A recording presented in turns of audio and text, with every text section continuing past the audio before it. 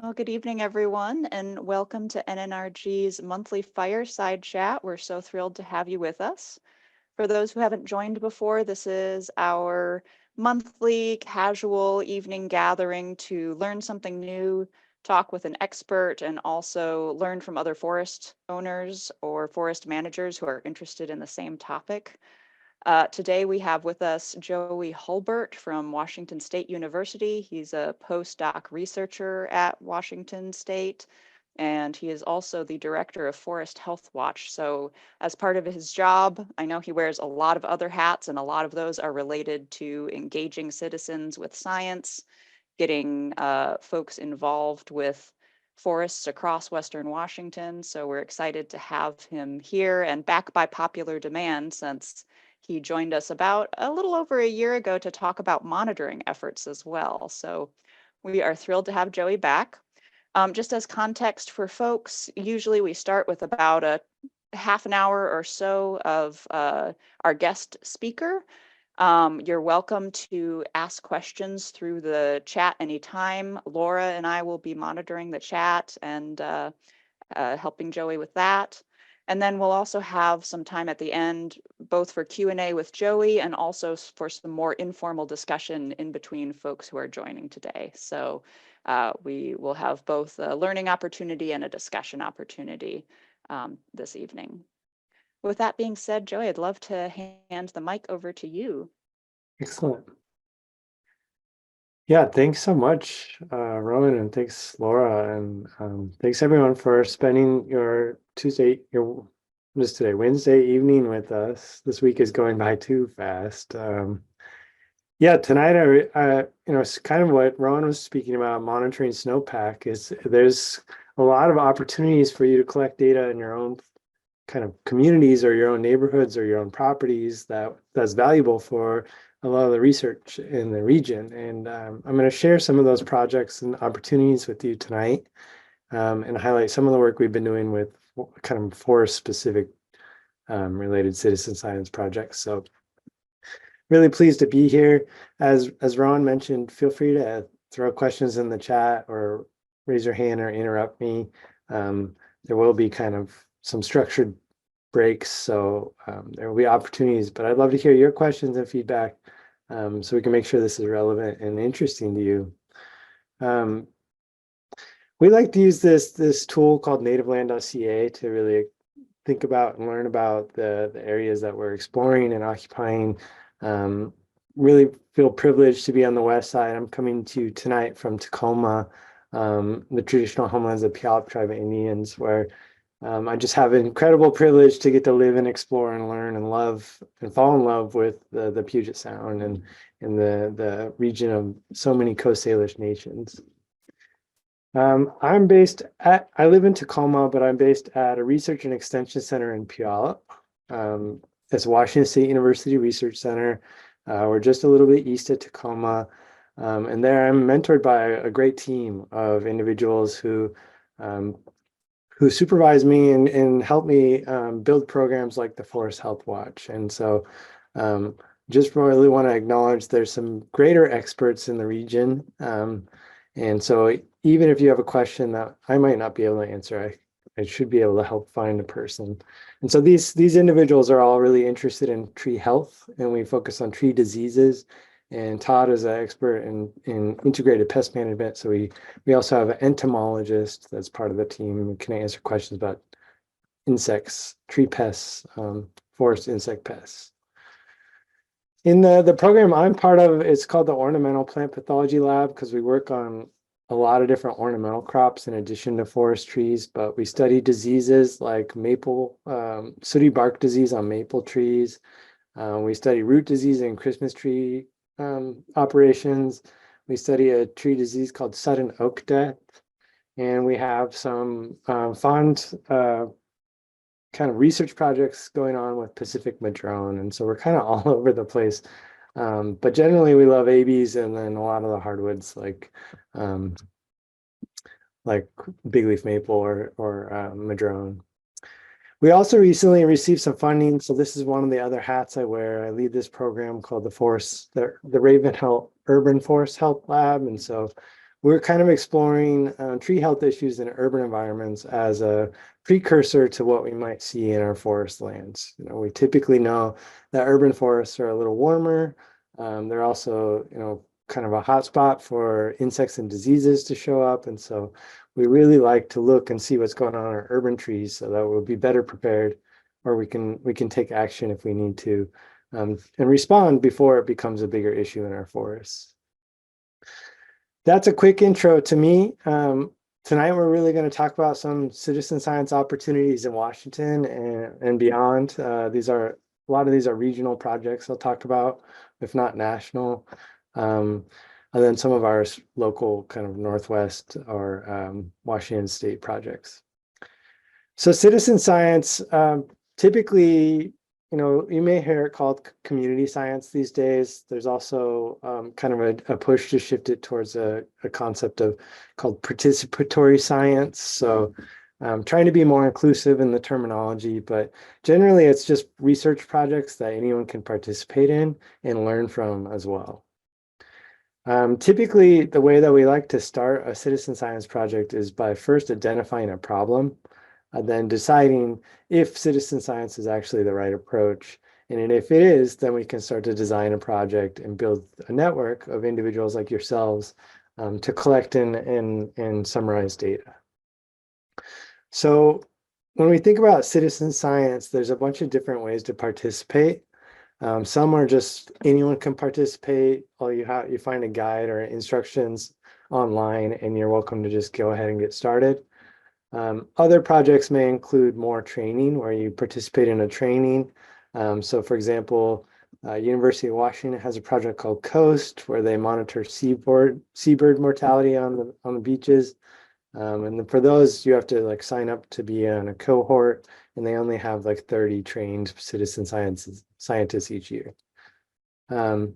Another way to participate in citizen science is by just adding observations on tools like iNaturalist. So you're just sharing data with the broader community, and you don't maybe participate in a specific project, but you're documenting what you're seeing, and that could be useful to other people.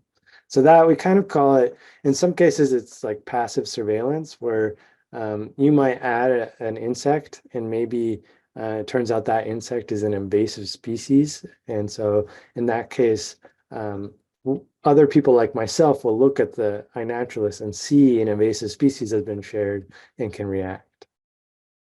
And this has happened fairly recently.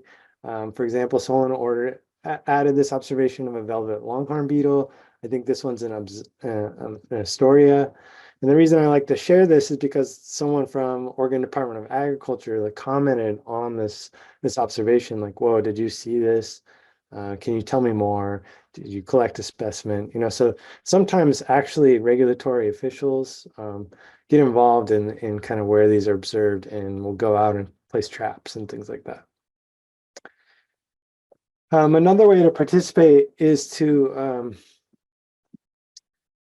maybe you just enjoy identifying insects, and so you can help communities by looking online and seeing what people have added in your own communities and helping them identify what it is. And a lot of this iNaturalist is based on kind of community consensus, so multiple people agreeing that you identified that species correctly or not. So in a way, it kind of maintains the data quality because there's a great community there that's really helpful. And there's some great kind of reasons to participate in that curation. Not only do you improve the quality of data that's being shared in the area that you're interested in, but you also get to learn more and become better and more skilled at identifying things the more you see and think about. But generally, there's a few different approaches. Not every project is the same. So, you might have an approach that you prefer. Maybe you want to be in a, really trained to collect sap from your maple and then participate that way. So that's an example of a project we'll talk about. The other is maybe there's just neat projects that are going on that would benefit from more information and observations in your own property, your own communities. Generally, we think of this as more than volunteering, because it's usually aiding in research and advancing knowledge. But we like to think of it as like a two-way road more than just contributing to research too. Like I want to learn from you. One, I want to know what you're interested in and what would be a project you would want to contribute to, or what's a question that you would benefit from having more data on. So really trying to create that community where we're one, all working together to address a research question or solve a problem, but two, finding out what you want or what that problem is from you all first. So there's some neat opportunities to kind of really learn together, but also accelerate research. Um, and so here's an observation. This is shared on iNaturalist in one of our projects about red cedar. Where this individual is just sharing the story of this red cedar as they know it, and I think that's really valuable for us to kind of learn the perspectives and the values for a lot of these trees and things like that, in addition to collecting data on tree health.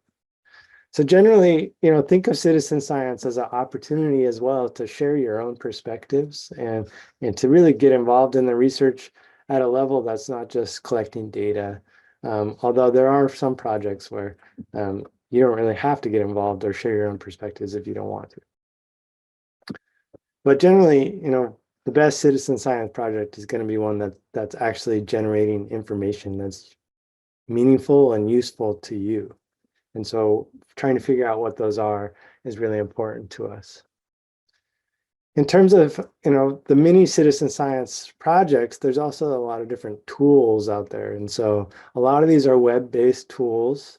For example, I'm going to speak a bit about iNaturalist, but, iSpot and EdMaps, and SpotAron, they're all kind of similar where they're different tools you can use to share observations or join projects. And then I'll speak about Nature's Notebook, which is a little bit different than that. But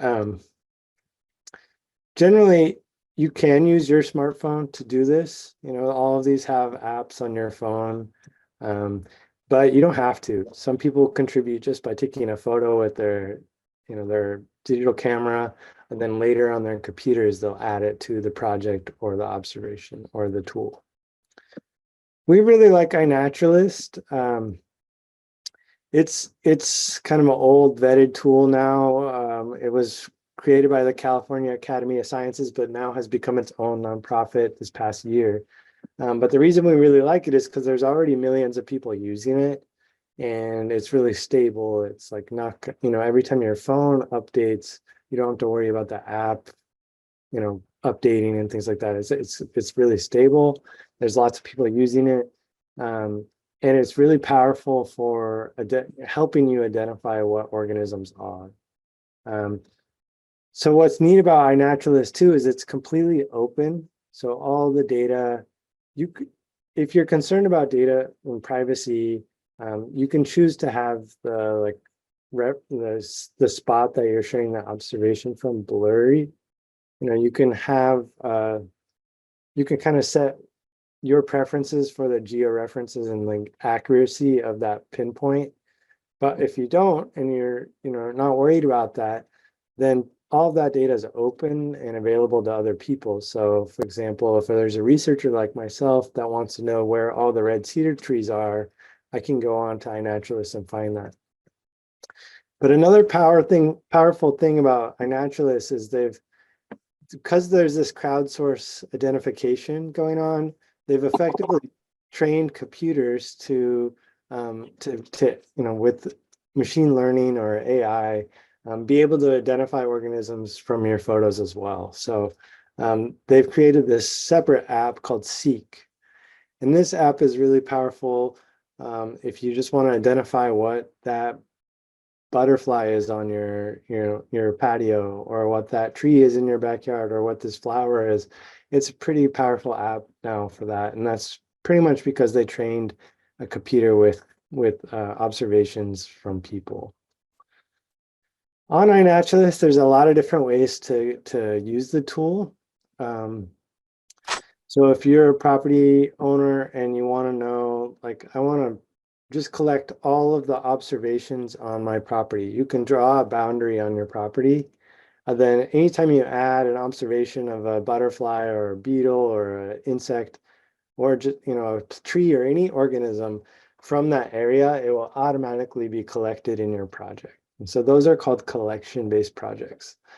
And so in this case, I said, show me the distribution of Oregon ash in Western North America. And so it just takes all of the observations of that and puts it into one project. And so you can see where the distribution of Oregon ash is. Similarly, we might add like, show me where all of the spotter and lanternflies are, because we're worried about this insect in the Northwest and we want to be able to see if it shows up. And so those are examples of collection-based projects. There's also this umbrella project, which won't go into too much, but if say your neighbor wanted to have their own project and you wanted to see who has the most diversity or who has the most trees, you could essentially create an umbrella project for both of your projects. Then you could compete a little bit. So the umbrella project has one or two different projects underneath the umbrella, if that makes sense. The final project in iNaturalist, the project type is these traditional projects where you can add questions of your own. And so in this case, we have a project where we're tracking the health of Western red cedar. And so we've asked a bunch of questions like, is that tree healthy or unhealthy? Does it have access to water? What percent of the canopy is affected? So we have these custom questions that we added. And for that to work, you join the project, you take some photos, you add the photos to iNaturalist, but then you tag the project that you're interested in including those observations with. So in this case, we added some maples.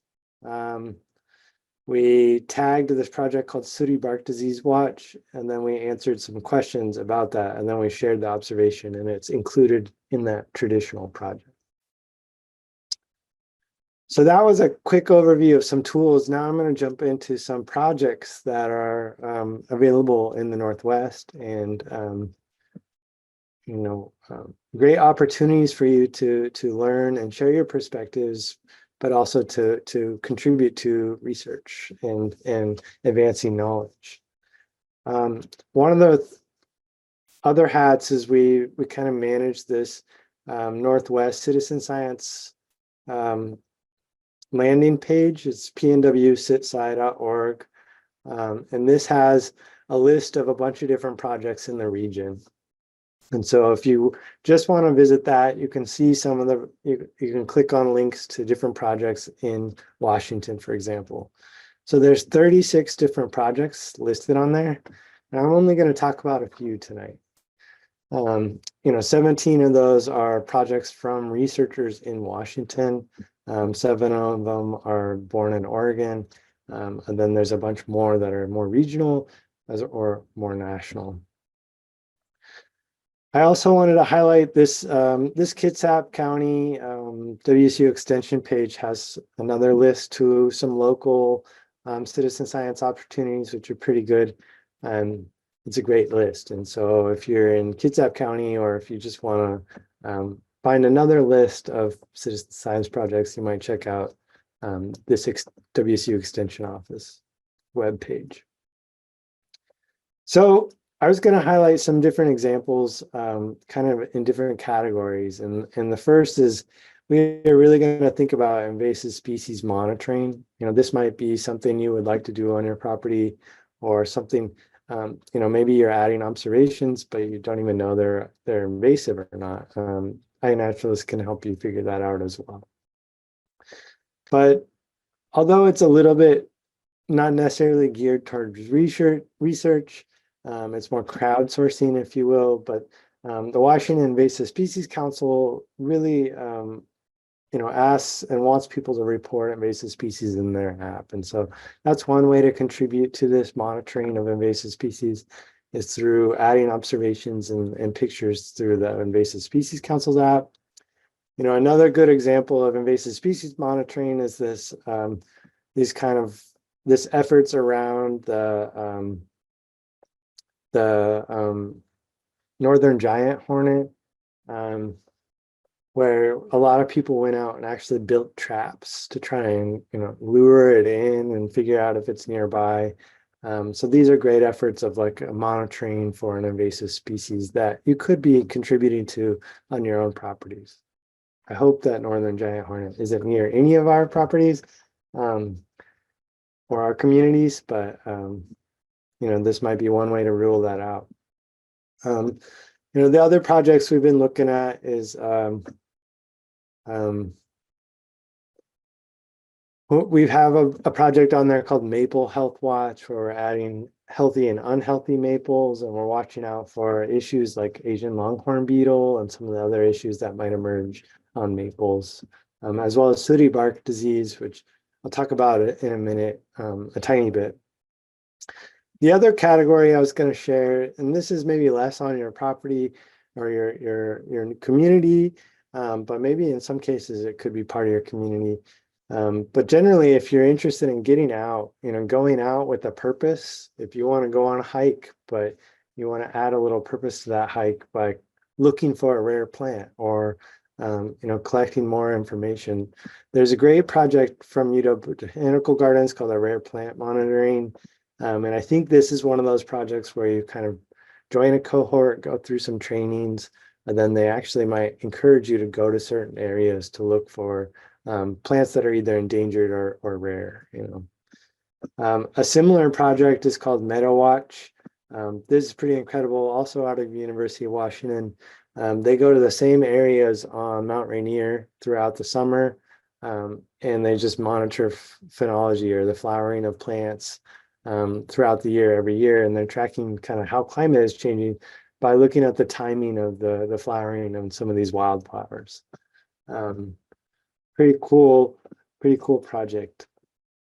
Coast is the other one I mentioned. If you like to go walk for long walks on the beach, next time that occurs and you see an unhealthy seabird or a dead seabird, remember this project. This is like, there's lots of shorelines in Washington. It's hard for any one group to kind of cover that area, but they're really, really care about the health of our seabirds, and so that's one way that they're able to do the research is by working with a lot of volunteers.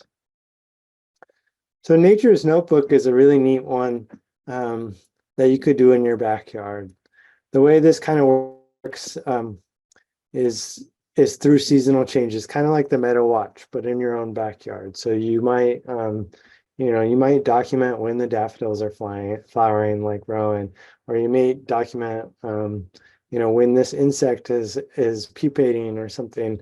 There's a lot of different like small projects on Nature's Notebook that you can join and kind of get really nerdy about. But it's basically,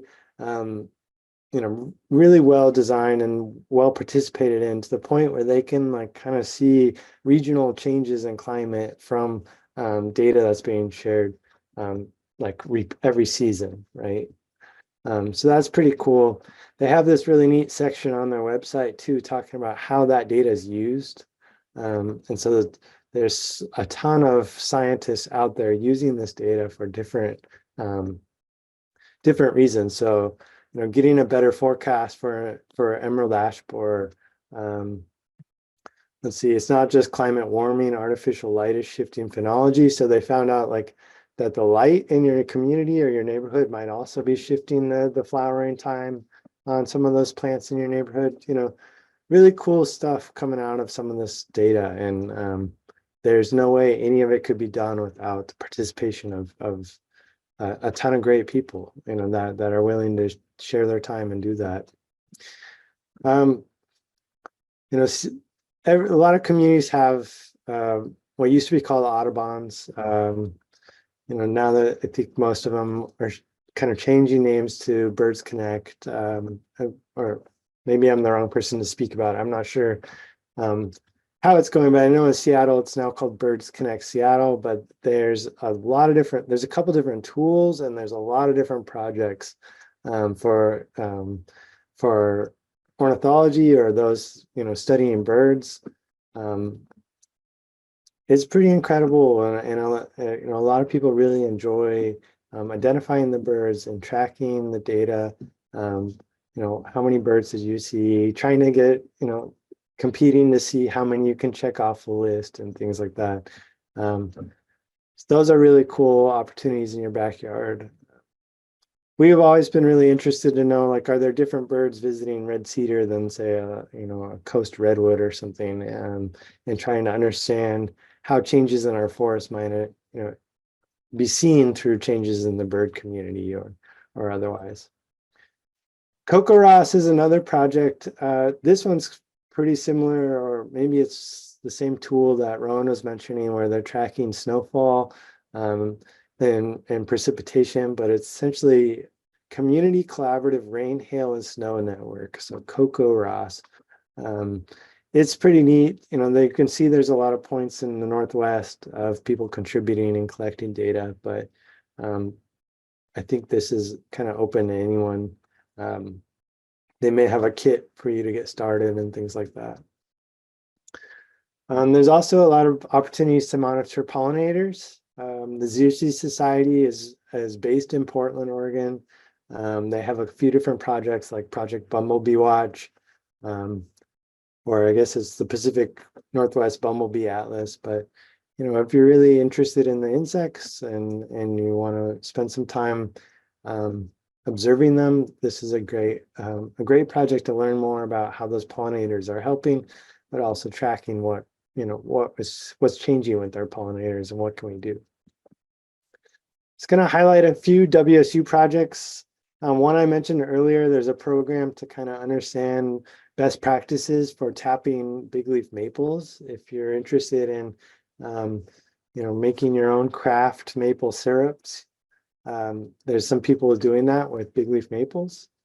And there's a citizen science project called the Sapsuckers to try and measure and try and test some different kind of experimental ways to tap or explore kind of what causes some trees to have a lot of sap and some trees not to have very much. I mentioned earlier our love for madrone. We love Pacific madrone, and so there's a project called the Arbutus Army. It's called Army because Pacific madrone is Arbutus menziesii, so Army is the shorthand for that scientific name. But this is a pretty cool network.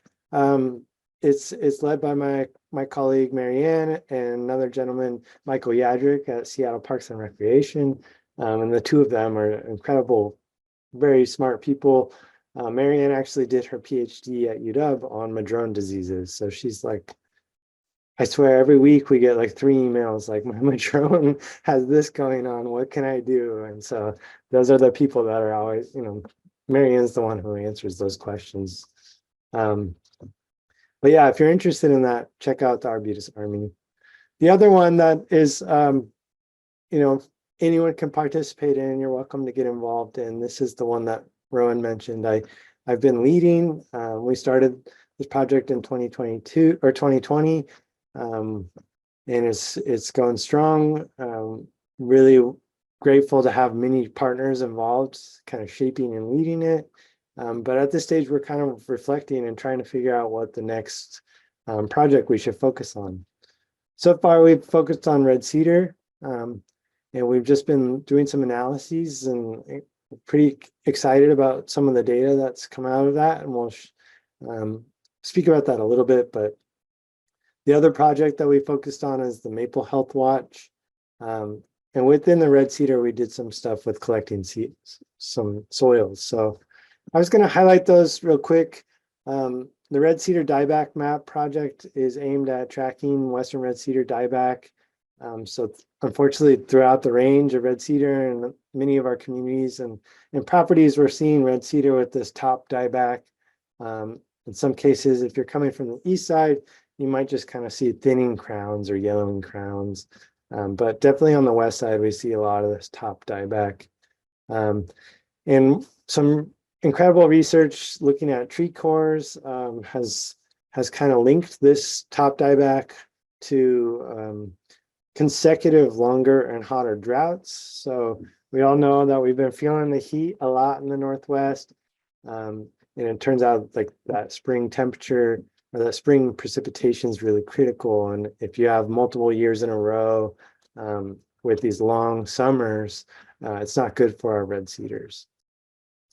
So we've been kind of tracking that with the help of community scientists through a project that we developed with the Forest Service and the state agencies. And we've been really grateful to have like more than 700 people join, and a lot of people have contributed observations. This is pretty outdated. We now have like 2,600 observations, I think, but you can see they're well spread out, and there's a lot of individuals that have contributed a lot. Some individuals have shared more than 250 trees, which is pretty awesome. But typically you can see it's really skewed to Western Washington and Oregon. In British Columbia, we have fewer observations out east. But if you want to go explore this, the dashboard for this data is on foresthealth.org/analyses. And you can kind of see where trees with dead tops or trees that are thinning, have been shared in your area. I wasn't going to speak much about this for the sake of time. If you have questions about maple diseases, I'm happy to answer them. But we've been really interested in the emergence of this disease called sooty bark disease. So you'll see the bark, it kind of looks burnt, like it's been caught on fire. It's sooty, but this is actually the fungus. It's a spore, like the mushroom of a fungus. It's kind of like a crust. And so we've been seeing this particularly a lot in the urban areas. And so we're trying to understand, why is this emerging now? How long has it been here? Is it killing the trees, or is it coming in after the trees are dying? Those kind of questions. And so if you're interested, there's a diagnostic guide, like a 3-page fact sheet about this on our extension. You could Google like WSU sooty bark disease and probably find that, or just feel free to email me and I'll shoot it to you. The last thing that we've been doing is collecting soils underneath the red cedar just to explore some of that reasoning behind the within site variability. So sometimes you'll have a healthy tree next to an unhealthy tree, and we're trying to figure out, are there microbes that could be affecting some trees and not others? Some of them seem to have some decayed roots, and so trying to understand more on what's going on with that in red cedar. So if you wanted to collect soil on your property, we'd happily test it and include it in our research. Yeah, it's kind of what we do with the soil. I'm not going to go into it. It's a little nerdy. But yeah, we're interested in some microbes that can swim. So we flood the soil with water and then try and get the microbes that swim. Those are Phytophthora. If there's any nerds on this call, happy to talk about it more, but just wanted to highlight, there's some great projects in Washington and some really great opportunities. And I know there's, that was kind of a bit of a rush, and I apologize for that, but I was really hoping we could have more discussion. I was just going to share some questions that I'd love to hear from you, but I'm happy to answer questions as well. But, we want to know, like, what are folks like you want to see? What would you benefit more from? What are some questions you have that you want to see researched more? Are there any tree health issues on your property that we should be studying? Like what is interesting enough to you that you would actually be willing to go outside and collect information on it? Because that's a key piece too. I can ask you to go collect soils, but if you don't, if your trees are all healthy, maybe you don't want to do that. That's great. So what would you want to do? I would love to know. And then is there some data that you're just like, why has no one studied this, or why can no one answer me? Is there a data on, like, should I be thinning or should I be mulching? What is the questions that you really want more data for? And then, what are some opportunities that we could work together and like engage youth around? So that last question was kind of more towards folks in the like education space, but what are some other opportunities that you think your community would want to participate in? So yeah, there's lots of great opportunity, and I'd love to work more and learn from you all and hear what would be valuable to you. So I encourage you to jump on the camera or jump on the microphone and chat with us. But thanks everyone for your time and this opportunity to share. Um, Yeah, it looks like we already have a couple of questions in the chat, and folks are also okay. welcome to unmute themselves. So if you would prefer to ask your question verbally, you certainly can. But just to kick us off, Doug was wondering about getting his grandkids involved in a longish term forest health monitoring project and was wondering, is there something specific that he can look at, or maybe identifying trees, Yeah, mapping, I then think that's moving to good. measuring and counting over time as they age. What do you think, Joey? And if others are monitoring with their kids or grandkids, feel free to speak up as well. Yeah, some really cool ideas to do with youth. And before I answer that, I just wanted to mention that I put my email there and I'll drop it in the chat. But should I stop sharing at this point? Um, Yeah, so we can see your face better and see each other. um, okay, yeah. One neat idea could be to do some repeat photography on your property with your children over time. So like maybe have them stand next to a tree and then every year stand next to that tree, or take a picture of the same um, kind of skyline, or take a picture of the same um, groups at the same time every year and just see how it changes over time. That would be pretty neat. Um, but yeah, there's a number of projects like that would be great for youth. I think iNaturalist does this thing called Bio Blitzes. And so every year, I think it's around Earth Day, there's like a one weekend where they try and they get as many people involved as they can to document all biodiversity that they can find. And it's kind of like a competition. You see if Seattle can document more biodiversity than Portland, those kind of competitions. And so you can do these kind of bio blitzes that are like competitive, and those can be pretty fun for youth, I think. Um, but yeah, I think we would love to work with you in any of the tree health projects we have going on.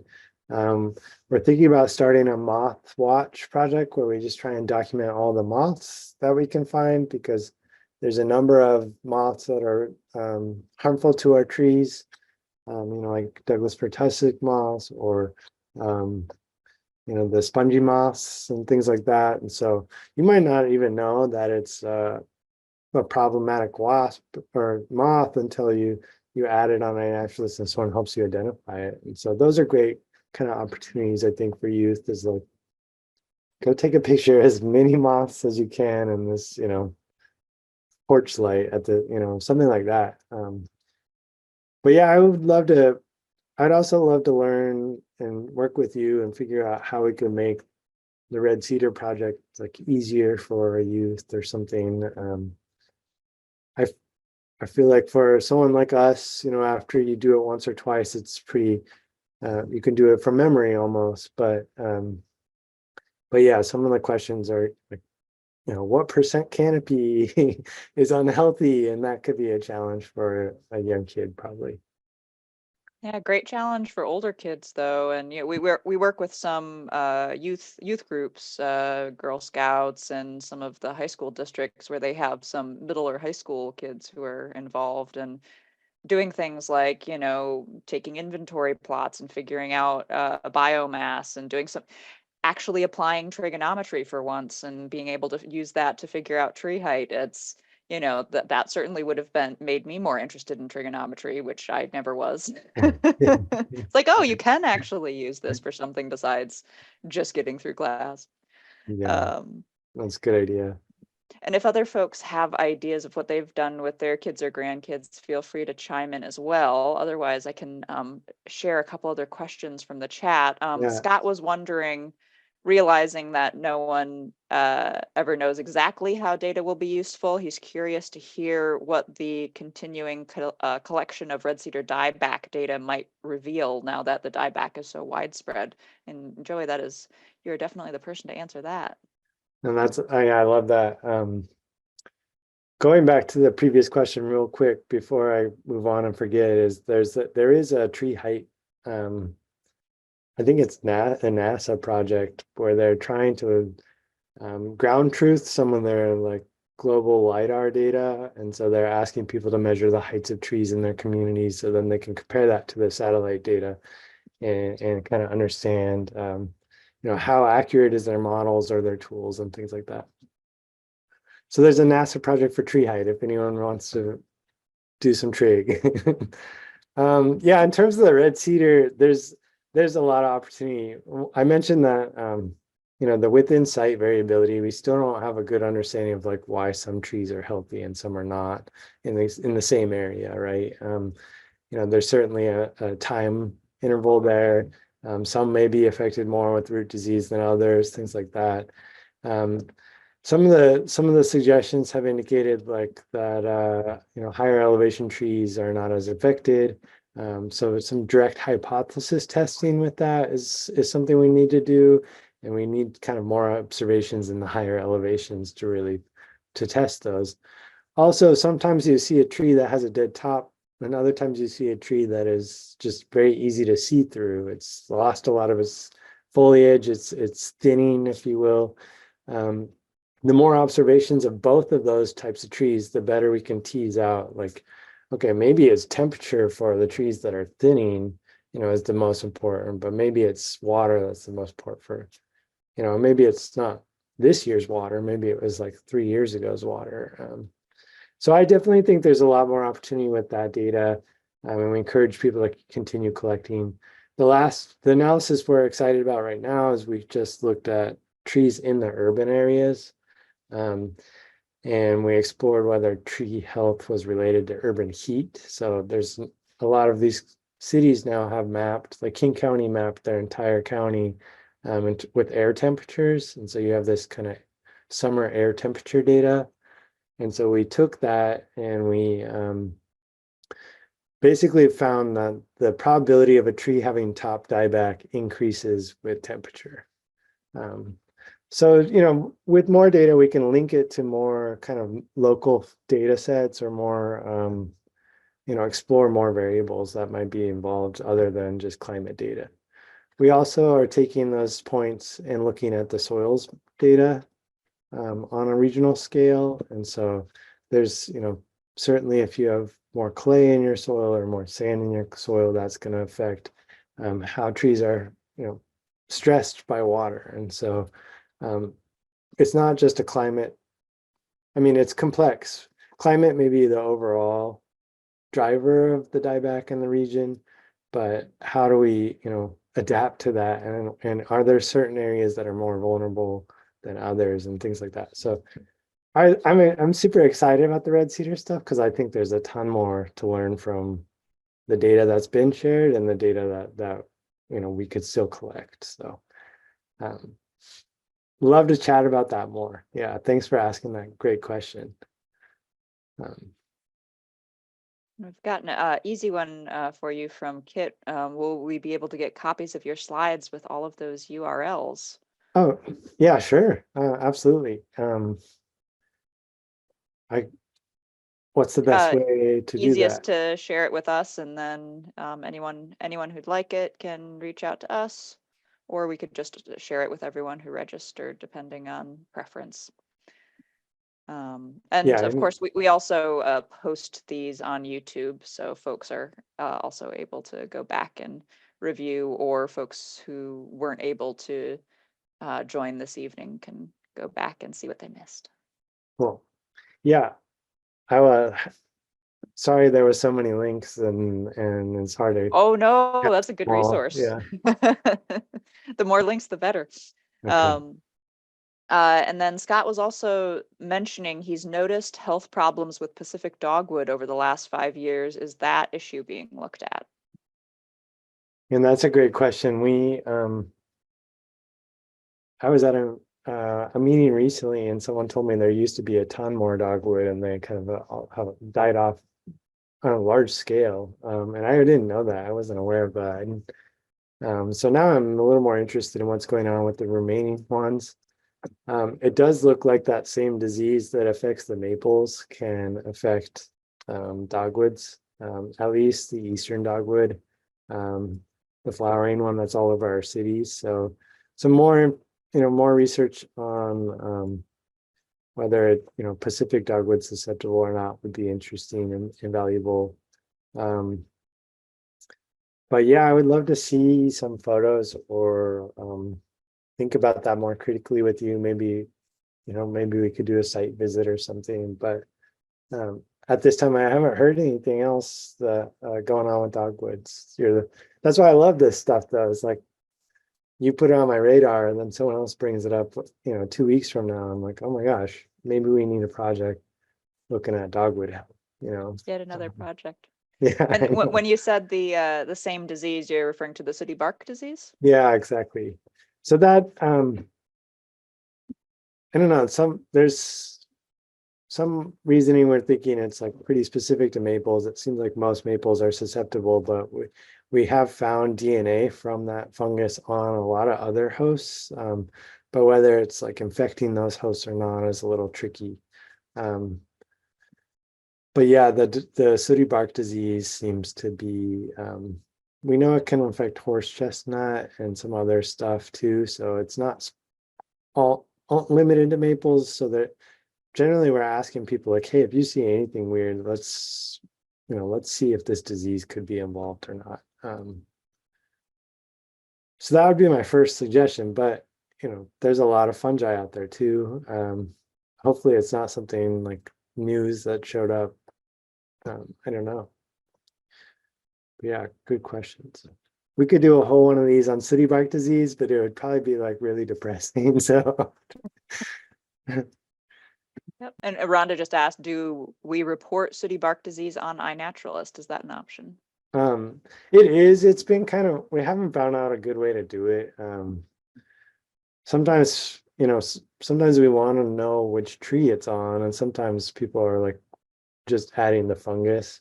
So we're kind of watching both. There's a project called Sooty Bark Disease Watch, and you can add a tree or the fungus on that. Otherwise, if you just added it as the fungus, then I would see it too in the collection. Really, people are emailing us and sending us samples, and then we do the lab test to confirm it's the same thing. And then we also try and grow the fungus. And so we're kind of building this collection of Petri plates with the fungus that we can compare and do genetics with. And so that's really where the sooty bark stuff is. There was some great DNR research where they looked at 50 state parks on the west side of Washington and found it pretty much in every one. So we know it's like really widespread in Western Washington. So we're not concerned about it like moving. Yeah, but it doesn't, and it also seems like we haven't even demonstrated that it's killing the trees or anything. It's just like we find it on a lot of unhealthy trees, and so we're kind of worried about it. But we welcome you to share it on our naturalist. I guess there's just not as like much of a concern around it. What we ended up doing is making the Maple Health Watch project so that we could document where trees are healthy and where they're unhealthy. And so you might, if you have an unhealthy maple, or if you have a maple you think has sooty bark disease, you might add it to the Maple Health Watch project. And there's a question like, does it have sooty bark? And you could say, I don't know, or I think so, or yes, These are great questions. Yeah, I could probably answer them better too if we followed up and it wasn't 8 o'clock at night. Yeah. And there's another question that came in. Are there any specific studies or projects on root diseases in Western Washington? For example, there has been root disease associated with noble firs on the Olympic Peninsula. Yeah, these are great questions. So Man, my mentor Gary Chastagner, he works a ton with Christmas trees, so he's really knows a ton about noble fir. And we know noble fir is really susceptible to Phytophthora, so the same group that makes the swimming spores that we're looking for in the red cedar soil. But yeah, the beyond Christmas tree plantations, there hasn't been a lot of research lately on root diseases. There's a lot of like good old literature on all, black stain or phloinus or laminated root rot or armillaria. It does seem like, as climate changes and things become more water stressed, these root diseases are becoming more important because they're also limiting the amount of water that these trees have access to. Or, well, the trees have tons of access to water, but they might not have capacity to get it because their roots are rotting, right? So yeah, I think there's so much opportunity there, and we shouldn't, even though there's not any active research per se, or as much at least these days, it may be becoming more important, and maybe we do need to do more soil testing and more um, hacking into some roots and some of those kind of questions. Root disease, yeah, there's a lot of them. Douglas fir gets hammered by laminated root rot, and you kind of can't really do much about it. You plant other species, it's the best bet. But even after 30 years or a couple of rotations, it's still there, I think. So that's a huge challenge for um, Doug fir growers. Armillaria is more generalist, where it can affect a lot of different species, but it's not as like, it doesn't spread as far or as aggressively. But yeah, you can have a lot of trouble with, like, if you leave a stump in the ground, that could be colonized by armillaria, then spread to your living tree. And so there's things that, yeah. Anyway, I'm just like dumping information. There's Rowan's probably got some, or NNRG probably has some really great resources about root disease in the Northwest. They clearly have some really good experts that can come and share about that. And we're always happy to visit for site visits for folks. So you're always welcome to reach out for that. Rhonda did have a clarifying question. Should she be adding Maple Health Watch or Big Leaf Maple Health Watch? Because there are Oh two on man, I iNaturalist. know, I'm sorry about that. I think we were like, shoot, let's broaden it. So I would go with the Maple Health Watch, and what we ended up doing is like all the observations on the big leaf one are also on the Maple Health Watch one, but we wanted to include some of the other maple species like vine maple and red maple and stuff. So the broader one is probably simpler. Yeah, I know. Shoot, I need to like think about that. This is a great question because we're always like trying to learn and do better. And Well, like biology, it's an evolving organism, right? yeah, yeah, Sometimes technology does act like an organism, and the messiness is part of it. yeah, yeah. Like the sooty bark disease watch, we kind of learned like, well, this might not be the best tool to do this, because there's like, do we add the tree or do we add the fungus? And if you add the fungus, will we know what tree it's on? Those kind of questions. But yeah, these are good questions, and I appreciate the challenge, and the feedback is really valuable. So if you have more feedback, anyone, please don't hesitate to let me know or reach out. Love to hear your perspectives. Absolutely. And Jennifer asked a question on a slightly different topic about collaborating on a project on a public land trail. And Jennifer, we actually do have some resources from a nature learning trail that we recently installed, so we'd be happy to reach out to you with some more information. And if anyone else wanted to respond to that as well, feel free. Yeah, that'd be great. We're huge fans of that. Yeah, we love signs and educational opportunities to learn as outside.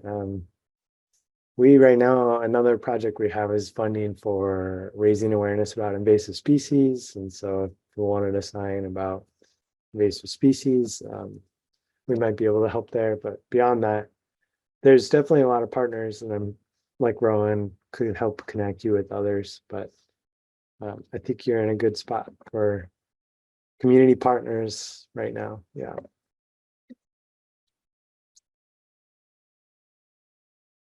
Yeah, I saw that. I don't know if you're in Pierce County, but I saw there Pierce County and Pierce Conservation District just put a bunch of great signs um, along the trail I was on yesterday. So there's you might also reach out to your local government, or the conservation district would be another good one. But Yeah, when we recently installed one up at Camp Waskowich, which is the Highline School District cool. uh, Environmental Education Center. Wow. And we had QR codes where people can follow along on QR codes with activities and information about the forest, and then also had some printouts that people could have a more analog experience in the woods as well. So happy to share a bit more and connect folks. It looks like Kit also created some nature learning trails at a Girl Scout camp as well. Yeah, we're huge fans of boot brush stations too, if you're considering that. Right at the trailhead, you have an area where someone can brush the invasive seeds off of their boots or the soil that may contain one of these root diseases we were talking about. So, yeah, we love if you have money for, and there's some really great out of the box ones through NASMA. I can't remember. Play Clean Go. They have like $800. They'll send you everything you need, even the sign and you just tell them what species you want on it. But yeah, those are great. I encourage that. I'd love to see that more in the US and in Washington. Yeah. It's a great way to do kind of introductory citizen science to train up that next generation of folks who will be able to enter that data once they can recognize the species. Yeah. Well, I know we are at the end of our hour together. Thank you so much, Joey, for sharing your knowledge and expertise with us. We really appreciate you joining us and, for all of the many hats that you wear and all of the hard work that you do. And thanks everyone else for joining. If you have ideas for future Fireside topics, don't hesitate to reach out anytime. Laura and I are at the other end of outreach at nnrg.org. So we are happy to connect you with resources or potentially create new resources if you have a good enough idea. So always happy to hear those ideas. But I hope you all have a lovely evening.